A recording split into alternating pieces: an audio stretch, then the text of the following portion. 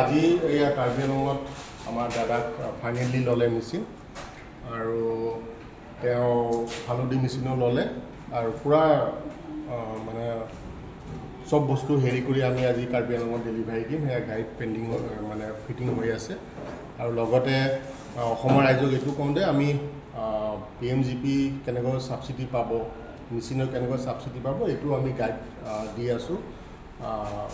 খুব ভাল পাইছে আৰু দাদাৰ এটা ফিডবেক ল'ব বিচাৰিছোঁ, কেনেকৈ পাইছে আমাৰ ব্যৱহাৰ পাতি, কেনেকৈ কি পাইছে। নাই ঠিকেই আছে, এতিয়া ধৰক এতিয়া মেচিন ল'মে, লোৱাৰ পিছত দেখা যাওক কি হয় আগলৈ। দাদাক আমি উদ্যমী ৰেজিষ্ট্ৰেশ্যনটো ফ্ৰী কৰি দিছোঁ। PMEGP এতিয়া আমি প্ৰচেছ কৰিম। এইটো মানে PMEGPটো 35% এইটো ছাবচিডি আছে, কেছ ল'লেও এইটো পাব, বেংকৰ জৰিয়তে লোন ল'লেও পাব আৰু বেংকৰ যিখিনি ডকুমেণ্টছ কাম কৰিব লাগে সেইখিনি আমি ফ্ৰী অফ কষ্ট কৰি দি আছোঁ। আৰু আমাৰ সৰু মেচিনো আছে, তাতে চাব পাৰিব।